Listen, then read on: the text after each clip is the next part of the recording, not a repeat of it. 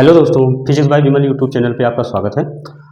आज हम पढ़ते हैं विमाएं, विमीय सूत्र तथा विमीय समीकरण। जैसा कि पहले पढ़े थे, मूल राशियां, व्युत्पन्न राशियां। मूल राशियां जो स्वतः उत्पन्न होती हैं, किसी दूसरी राशि पर निर्भर नहीं होती। 7 मूल राशियां: लंबाई, द्रव्यमान, समय, ताप, विद्युत धारा, पदार्थ की मात्रा और ज्योति तीव्रता। ठीक है। और व्युत्पन्न राशियां जो मूल राशियों पर निर्भर होती हैं, उन्हें कैसे व्युत्पन्न राशि, जैसे चाल हो गया, द्रव्यमान हो गया, चाल हो गया, क्षेत्रफल हो गया, आयतन हो गया, त्वरण, ये सब क्या होती हैं? व्युत्पन्न राशियां होती हैं। तो व्युत्पन्न राशि जिसे अभी हम पढ़ते हैं, चाल बराबर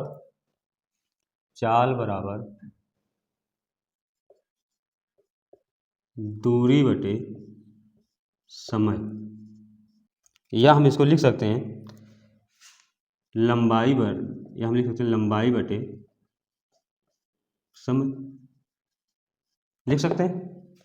ये जो चाल है ना, ये चाल है, इसको हम बोलते हैं व्युत्पन्न राशि। इसको बोलेंगे व्युत्पन्न राशि।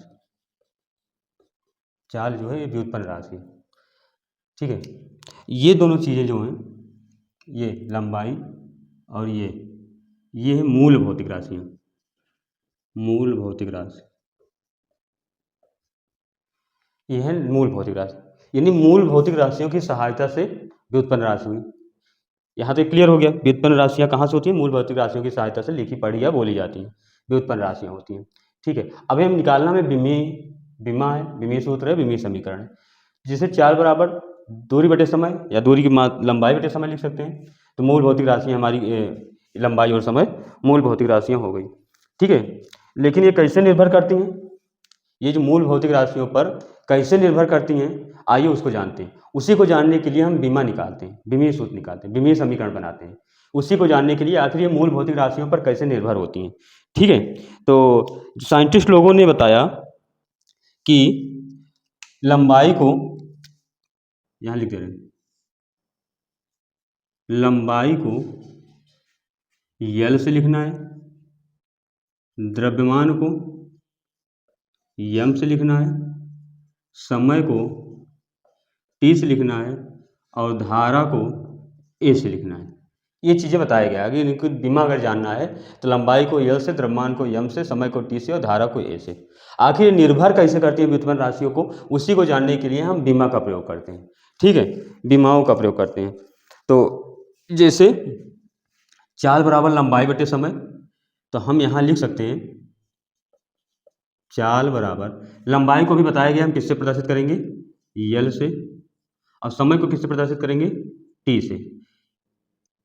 इनको गुरु कोष्ठक में रखो, या तो टी यल की पावर 1, टी की पावर 1 पढ़ सकते हैं, और ऊपर जाएगा टी, तो इसको हम लिख सकते हैं यल टी माइनस 1, यल टी माइनस 1, यानी यल की घात 1, टी की घात माइनस 1 लिख सकते हैं। ठीक है। अब अगर बताया जाए कि चाल जो है वो लंबाई यल पर निर्भर कर रहा है, समय टी पर निर्भर कर रहा है, लेकिन कैसे?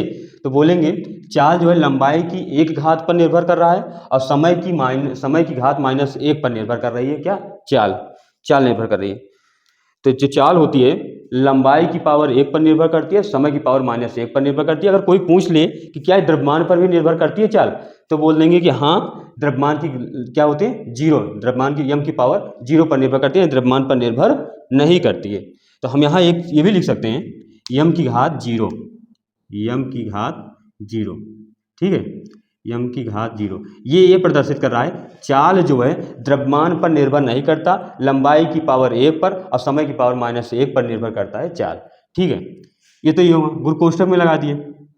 यह भी एक चीज़ ऐसे जान लो, ये जो यम की घात 0 है, यम की घात 0 और ये चीज़ें, इसको हम 1 लिख सकते हैं। ठीक है, यल की घात 1, यम की घात 0, यल की घात 1 और टी की घात माइनस 1। ये जो 3 चीज़ें लिखी गई, ये प्रदर्शित कर रही है, ये क्या है? विमाएँ हैं। ये क्या होंगी? विमाएँ होंगी। विमाएँ, यम की घात 0, यल की घात 1 और टी की घात माइनस 1 विमाएँ होंगी, और इनको बोलेंगे डायमेंशंस।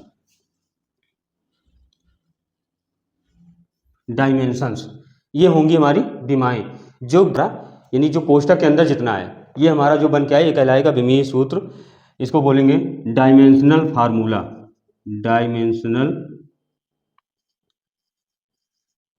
Formula, dimensional formula. और इन्हीं के साथ में अगर ये क्या लगा है, चाल, ठीक है, यानी ये बीमा हो गई, बीमी सूत्र हो गया। अगर इन तीनों को ले लिया जाए, यहाँ से लेके यहाँ से लेके यहाँ से लेके यहाँ तक पूरा, यहाँ तक पूरा, तो ये क्या कहलाएगा, क्या कहलाएगा, विमीय समीकरण, विमीय समीकरण, विमीय समीकरण, ठीक है। डायमेंशनल इक्वेशन क्या कहलाएंगे, डायमेंशनल इक्वेशन।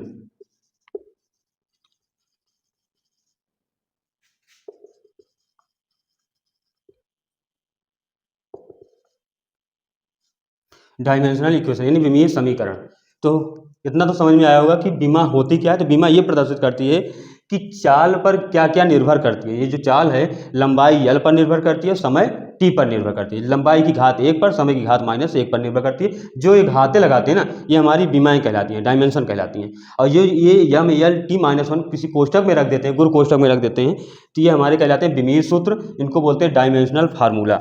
और इन्हीं विमीय सूत्र और चाल को एक साथ लिख देंगे जहाँ, वहाँ मिल जाएगा विमीय समीकरण, डायमेंशनल इक्वेशन कहलाएगा, विमीय समीकरण कहलाएगा, ठीक है। तो यहाँ तक तो ये चीज़ें समझ में आई होंगी। अभी पढ़ते हैं विमीय सूत्र कैसे निकाले, यानी बीमा कैसे निकाली जाती हैं, ठीक है। एक बीमा किन किन राशियों पर निर्भर होती हैं, ठीक है, वो लिखेंगे। तो एक बार इसको नोट करिएगा, उसके बाद लिखते हैं, ठीक है। 1 मिनट है, 1 मिनट नोट करो।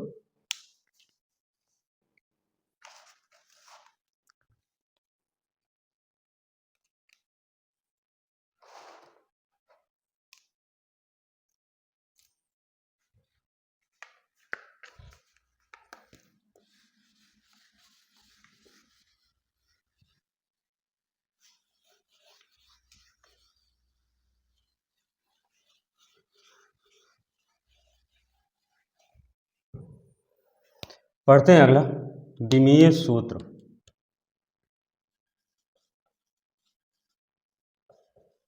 विमीय सूत्र, विमीय सूत्र निकालते कैसे। अभी पूछा जाए विमीय सूत्र क्या है, तो बोल देंगे जो घात के रूप में चढ़ाए जाते हैं, यानी सभी मूलभूत राशियों पर जो घात के रूप में चढ़ाई जाती हैं, वही क्या कहलाती हैं, बीमाएँ कहलाती हैं। जैसे हम लंबाई लिख दें, लंबाई, यहाँ लिख दें लंबाई, तो लंबाई को हम बोलेंगे क्या, लंबाई को किस में बोलते हैं, मीटर में ना। अब मीटर को हम अभी बोले थे, यहाँ बताए थे कि लंबाई को यल से, द्रव्यमान को यम से, समय को टी से प्रदर्शित करेंगे। वही चीज़ यहाँ होगा। अगर इनकी बीमा लिखना होगा, विमीय सूत्र, तो विमीय सूत्र लिखने के लिए करेंगे क्या, लंबाई को मीटर में, अब मीटर को हम क्या लिखेंगे, यल से नापते हैं लंबाई को। तो यहाँ इसकी बीमा क्या हो जाएगी, यल, यानी यम की घात 0, यल की घात 1 और टी की घात 0। यानी लंबाई जो है वो सिर्फ यल की घात 1 पर निर्भर करती है, यम द्रव्यमान और समय पर निर्भर नहीं होती है, ठीक है। जैसे लंबाई हो गया। अब क्षेत्रफल हो गया, जैसे क्षेत्रफल पढ़ें अगर, तो क्षेत्रफल बराबर पता है सबको, क्षेत्रफल बराबर होता है लंबाई गुणे चौड़ाई। लंबाई को भी मीटर में नापते हैं और चौड़ाई को भी मीटर में नापते हैं, ठीक है। अगर इसका मात्रक देखा जाए तो मात्रक क्या हो जाएगा, मीटर स्क्वायर। अब मीटर स्क्वायर का मतलब है मीटर को किसमें, लंबाई को किसमें लिखेंगे, यल से, तो इसको हम बोलेंगे यल की पावर 2, और यहाँ पे लगा देंगे यम की पावर 0, टी की पावर 0। ये अगर बोले कि क्या यम को और टी को लिखना जरूरी है, तो हाँ लिखना जरूरी है। ये प्रदर्शित कर रहा है कि ये जो क्षेत्रफल है वो द्रव्यमान और समय पर निर्भर नहीं है, सिर्फ उसकी लेंथ पर निर्भर है, चाहे लंबाई हो चाहे चौड़ाई हो। जैसे तीसरा होता है आयतन। आयतन में पढ़े होंगे लंबाई गुणे चौड़ाई गुणे ऊंचाई। इसको भी हम लिखते हैं घन मीटर। मीटर क्यों, और मीटर को लेंथ में ही नापते हैं, तो यम की घात 0, यल की घात 3, टी की घात 0, यानी मिल जाएगा यम यल 3 टी 0, ठीक है। ये हो जाएगा विमीय सूत्र। आयतन हो गया। आयतन के बाद अगर देखें तो जैसे होता है ये चौथा दूरी। अब देखो यही से कुछ चीजें होंगी, दूरी और विस्थापन, दूरी और विस्थापन, ठीक है। तो अगर ये पूछ लिया जाए दूरी क्या है, तो दूरी क्या है, तय किए गए पथ की लंबाई क्या कहलाती है, दूरी कहलाती है। और विस्थापन, अंतिम प्रारंभिक स्थितियों के मध्य अंतर को हम क्या बोलते हैं, विस्थापन बोलते हैं। यानी दूरी हमारी क्या होती है, अदिश राशि होती है, और विस्थापन कौन सी राशि होती है, सदिश राशि होती है। थोड़ा समझते हैं, कक्षा 9 में पढ़े हुए हैं दूरी और विस्थापन है क्या। जिसे हम कहीं इस जगह से, यहाँ से ये क्या कर रहा है, ऐसे जा रहा है, ये ऐसे ऐसे यहाँ यहाँ पहुँचा, ठीक है। तो ये जो लंबाई तय किया, ये क्या कहलाएगा, ये कहलाएगा दूरी, ये कहलाएगा दूरी, डिस्टेंस। ये कितनी दूरी तय किया ये था। लेकिन अगर विस्थापन की बात आ जाएगी, तो ये अगर यहाँ से यहाँ तक देखा जाएगा, तो अंतिम और प्रारंभिक के मध्य जो अंतर है, ये दूरी, ये क्या कहलाएगा, ये कहलाएगा विस्थापन, ये होगा विस्थापन, ठीक है। ये कहलाएगा विस्थापन, यहाँ से लेके यहाँ तक का विस्थापन कहते हैं। आई होप ये समझ में आ गया होगा। दूरी और विस्थापन दोनों का मात्रक एक ही होता है, ये भी तय कर रहा है लंबाई, ये भी लंबाई, यानी इसकी दोनों के मात्रक क्या होंगे, मीटर होंगे, यानी लंबाई में व्यक्त करेंगे। यानी इसको लिखना चाहें तो लिख सकते हैं, किसमें नापते हैं, मीटर में। और मीटर को हम क्या लिख सकते हैं, बीमा अगर लिखनी होगी तो यल से लिखेंगे, तो इसको भी लिख सकते हैं m0 यल t0। यानी ये जो दूरी और विस्थापन होता है, ये भी किस पर निर्भर होता है, यल की घात 1 पर निर्भर करता है, ठीक है। एक चीज ये समझ में आई होंगी, ये एक चीज है, दो या दो से अधिक भौतिक राशियों, दो या दो से अधिक भौतिक राशियों की जो विमाएं होती हैं एक ही होती हैं।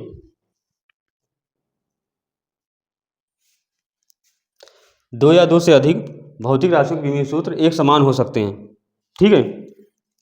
लिख सकते हैं, यहां पे लिख दें,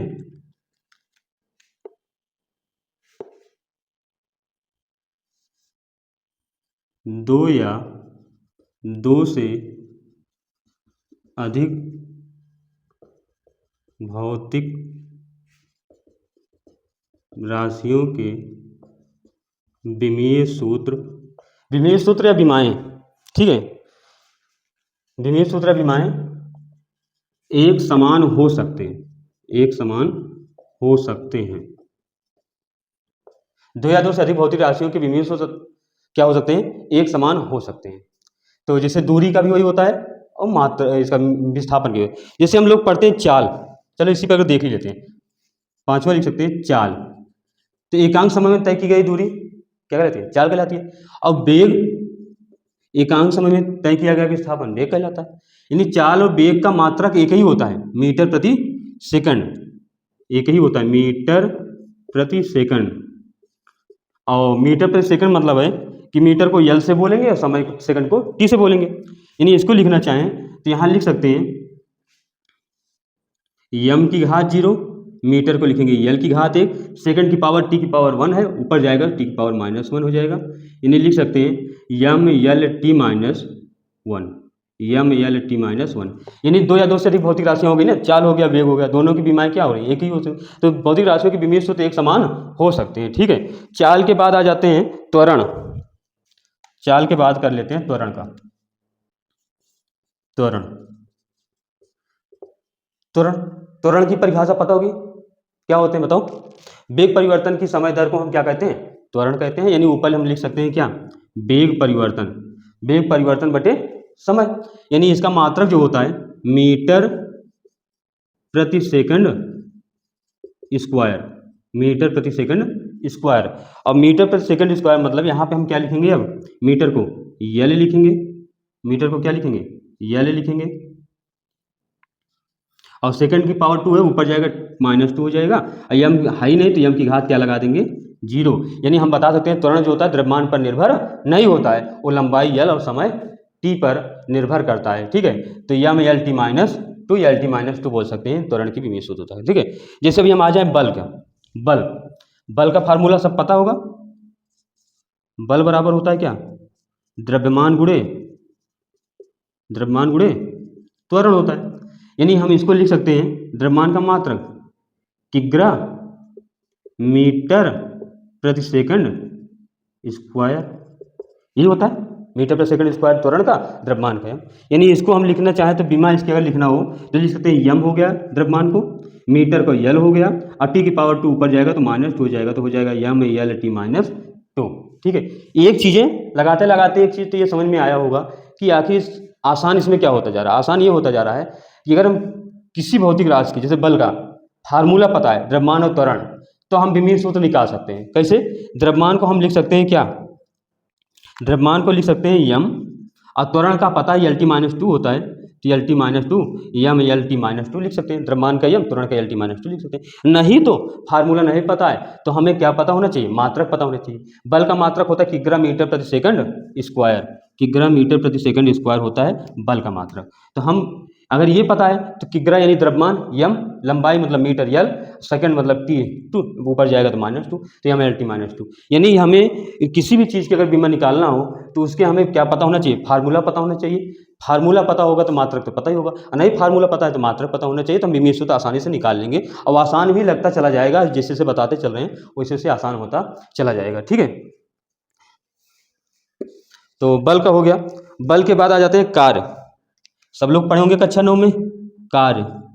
कार्य बराबर क्या होता है, W बराबर F इंटू डी, बल गुणे विस्थापन, बल गुणे विस्थापन। अब बताओ, अगर बल की विमा पता है, बल की विमा पता है यम यल T-2, और विस्थापन की विमा पता है, विस्थापन की विमा पता है यल यम 0 यल T0, ये पता है, तो हम इसको आसानी से निकाल सकते हैं। यम की घात 1 यल की घात 1 यल की घात 1 यल की घात 2 टी की घात -2 टी घात 0 है तो टी की घात -2, यानी हम बता लेंगे कि यम यल 2 T-2 होता है किसका, कार्य का। और नहीं पता है अगर फार्मूला, तो इसका हमें मात्रक पता होना चाहिए। मात्रक होता है, बल का मात्रक होता है किग्रा मीटर प्रति सेकंड स्क्वायर, अब विस्थापन का मात्रक होता है मीटर, तो लिख सकते हैं किग्रा मीटर स्क्वायर प्रति सेकंड स्क्वायर। अब इसकी अगर विमा निकालनी हो तो इसकी विमा निकाल लेंगे।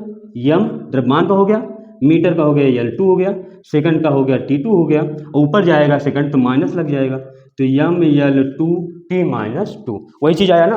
तो समझ में आ रहा होगा, यानी फार्मूला पता होगा तब भी हम विमा निकाल सकते हैं, फार्मूला नहीं पता है तो मात्रक पता होगा तभी निकाल सकते हैं। लेकिन एक चीज़ इतना है कि अगर फार्मूला नहीं पता है तो मात्रक बहुत कम लोगों को आता है। ठीक है, तो हमें फार्मूला और मात्रक दोनों याद रखने होंगे, याद हो भी जाएंगे अगर याद करना चाहोगे तो। ठीक है, जैसे एक होता है दाब, प्रेशर। चलो तब तक परिभाषा बताओ, हम लिखते हैं दाब का क्या होता है। एकांक क्षेत्रफल पर लगने वाले बल को ही हम क्या कहते हैं, दाब कहते हैं। दाब बराबर होता है बल बटे क्षेत्रफल, बल बटे क्षेत्रफल। एकांक क्षेत्रफल पर लगने वाले बल को ही हम क्या कहते हैं, दाब कहते हैं। अगर मात्रा की बात अगर आ जाए तो बल का मात्रक होता है किग्रा मीटर प्रति सेकंड स्क्वायर, और क्षेत्रफल का मात्रक क्या होता है, क्षेत्रफल का मात्रक होता है मीटर स्क्वायर, लंबाई गुणे चौड़ाई मीटर स्क्वायर। अच्छा, इसका अगर विमा निकालना हो तो अब क्या करेंगे, इसकी विमा निकालनी होगी तो यम लिखेंगे। ये वाला, ये मीटर से ये वाला मीटर हम क्या कर दें, काट दें, यम लिखेंगे। ये मीटर ऊपर जाएगा तो यल आ जाएगा, ये सेकंड ऊपर जाएगा टी की पावर -2 जाएगा, यम यल T-2 होगा। और नहीं तो आसान, हम जैसे पहले बताएं, फार्मूला पता हो, पिछले की विमा पता हो, तो हम आसानी से दाब का विमा निकाल सकते हैं। जैसे बल की विमा भी पता थी, यम यल T-2 होती है, यम यल T-2 होती है। और क्षेत्रफल की विमा क्या होती है, L2 होती है। तो L2 ऊपर जाएगा तो लिख सकते हैं यम यल T-2 पहले से है, L2 अगर आ गया तो हो जाएगा यम, यहाँ लिखते हैं यम, यल की पावर 2 में से 1 हट जाएगा और माइनस हो जाएगा, ऊपर गया ना, तो यम यल -1 T-2।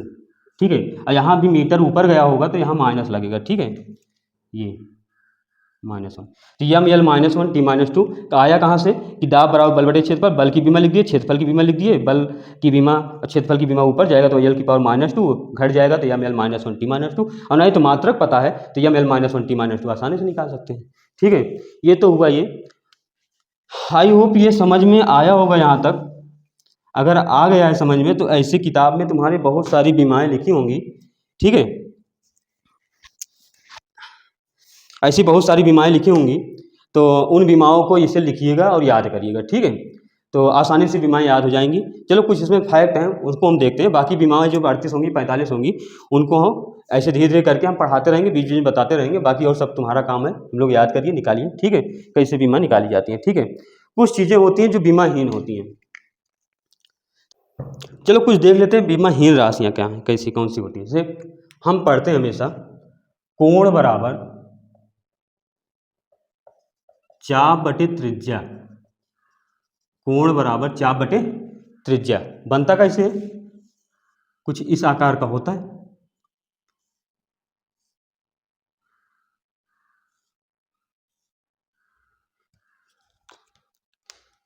ये हम मान लेते हैं कोण हो गया, ठीक है।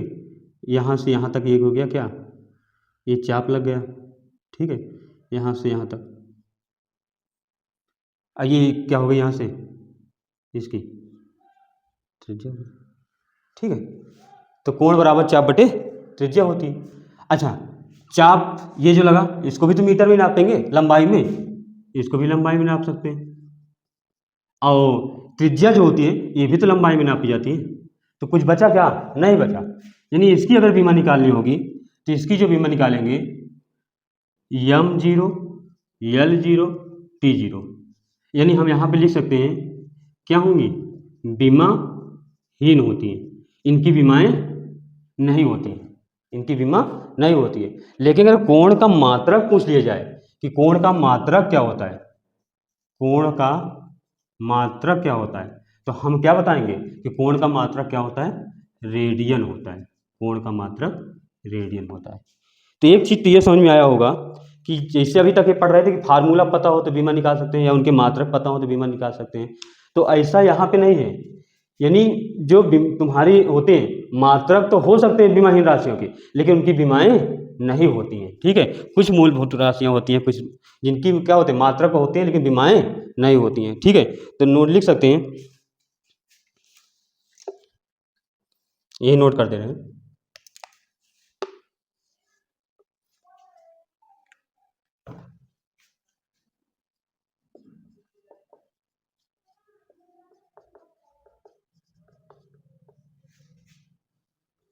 बीमाहीन राशियों के मात्रक हो सकते हैं, किंतु बीमाहीन जो राशि होती है उनके मात्रक तो हो सकते हैं, किंतु किंतु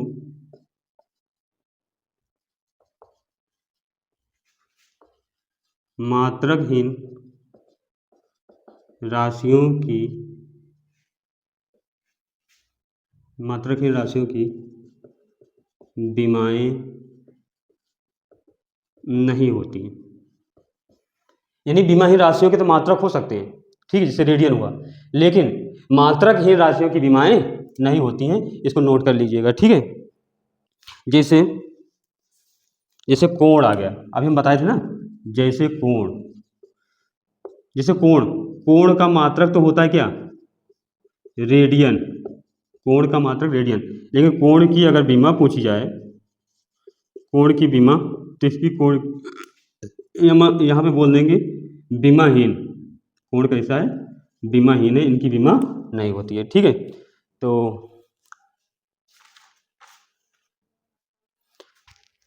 तो हम जान लेते हैं कैसे कुछ बीमाहीन कौन कौन सी हैं, क्योंकि पढ़ेंगे तो इसमें कुछ बीमाहीन तो मिलेंगी, एक बार इसको नोट किए होंगे, ठीक है। अब बीमाहीन जान लेते हैं कौन कौन सी बीमाहीन होती हैं, यानी इसमें कुछ राशियों में तुम्हारी बीमाहीन राशियाँ भी मिलेंगी। तो बीमाहीन राशियाँ कौन कौन सी हैं उनको पहले हम देख लेते हैं, ठीक है।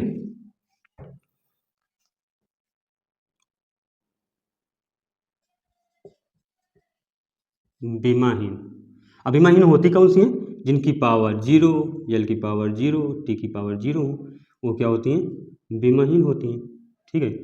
चलो इनको हम देखते हैं, इनके बारे में कौन कौन सी बीमाहीन है राशियाँ, ठीक है। तो बीमाहीन राशियाँ कौन कौन सी हैं इनको हम नोट कर लेते हैं। जैसे कोण हो गया,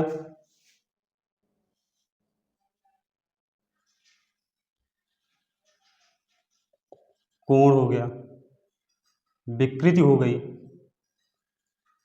विकृति, कोण हो गया, विकृति हो गई, अपवर्तनांक हो गया,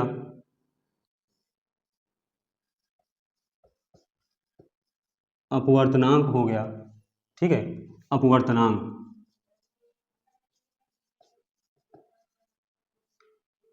अपवर्तनांक हो गया, जूल हो गया, मतलब जूल नियतांक, जूल नियतांक हो गया, ठीक है, जूल नियतांक हो गया, बात हो गई त्रिकोणमितीय अनुपात हो गए। अच्छा, त्रिकोणमितीय अनुपात सबको पता है कौन कौन से हो सकते हैं? Sine theta, cos theta, tan theta, cot theta, sec theta, sec के बाद क्या होगा? Cosec theta. ये क्या होते हैं? त्रिकोणमितीय अनुपात। त्रिकोणमितीय अनुपातों की कोई विमाएं नहीं होती हैं, ठीक है। तो त्रिकोणमितीय अनुपात हो गए। और एक लास्ट लिख लो, आवर्धन या आवर्धन क्षमता। ये विमाहीन राशियां हैं, यानी कोण हो गया, विकृति हो गई, जूल नियतांक हो गया, अपेक्षिक घनत्व, अपेक्षिक विद्युतशीलता वगैरह हो गया, आवर्धन या आवर्धन क्षमता हो गया, विद्युत या चुंबकीय प्रभाव हो गया, अपवर्तनांक हो गया, त्रिकोणमितीय अनुपात जितने भी होंगे ये सब क्या होते हैं? विमाहीन राशि होती है, इनकी विमाएं नहीं होती हैं, ठीक है, इनकी विमाएं नहीं होती हैं। तो यहाँ तक नोट करिएगा, ठीक है। फिर एक थोड़ा सा और देख लेते हैं कि एक एक विमाओं पर कौन कौन सी होती है, ठीक है। एक बार नोट करिए इसको। T-1, ये जो विमा है T-1, ये तुम्हारे आवर्त काल का भी होगा, आवृत्ति का होगा। किसका होगा? आवृत्ति का भी हो सकता है, यानी ये आवृत्ति का भी होगा, आवृत्ति का भी होगा, और कोणीय वेग का भी होगा, कोणीय वेग का भी होगा, जिसे ओमेगा बराबर निकालते हैं, कोणीय वेग होगा, वेग प्रवणता का भी है, वेग प्रवणता का भी है, ठीक है, ये T⁻⁻1। और दूसरा जैसे हो जाए Mt-2,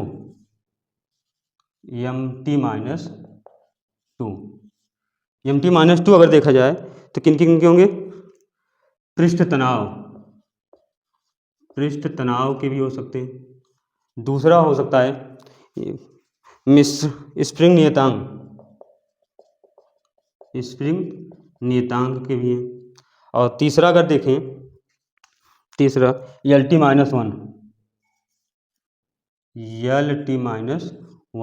एक तो पता होगा कि Lt-1 है क्या? मीटर प्रति सेकंड। तो मीटर प्रति सेकंड जो होगा ये चाल का भी होगा, और चाल के भी होंगे, और वेग का भी होगा Lt-1, ठीक है। एक पढ़े थे Mt-2 अगर देखा जाए तो सबको पता है क्या? बल, किग्रा मीटर प्रति सेकंड स्क्वायर। बल का भी होता है, भार का भी होता है। एक काम करो, इसमें कई होते हैं ना, तो यहाँ लिखो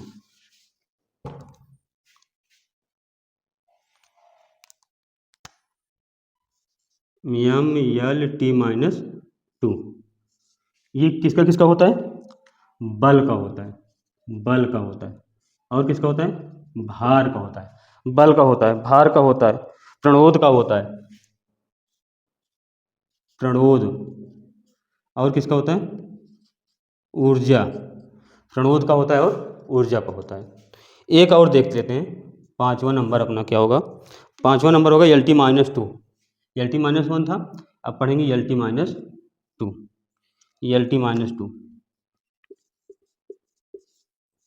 चलो Lt-2 में क्या देखते हैं?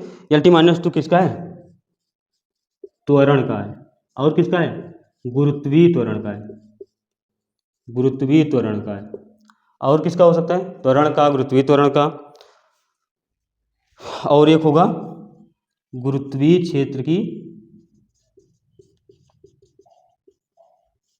गुरुत्वीय क्षेत्र की तीव्रता, गुरुत्वीय क्षेत्र की तीव्रता। तो आई होप कि समझ में आया होगा ये सारी चीज़ें, कि हम विमा पढ़े, विमीय सूत्र पढ़े, विमीय समीकरण पढ़े, और विमाएँ कैसे निकालते हैं वो भी पढ़ लिए। एक एक विमा कितनी कितनी राशियों की होती है ये भी पढ़े, विमाहीन राशियाँ कौन कौन सी होती हैं ये भी पढ़ लिए, ठीक है। तो प्लीज़ अगर समझ में आया तो एक बार लाइक करिएगा, सब्सक्राइब करिएगा, अपने दोस्तों के पास शेयर करिए और कमेंट जरूर करिएगा कैसा लगा हमारा ये वीडियो।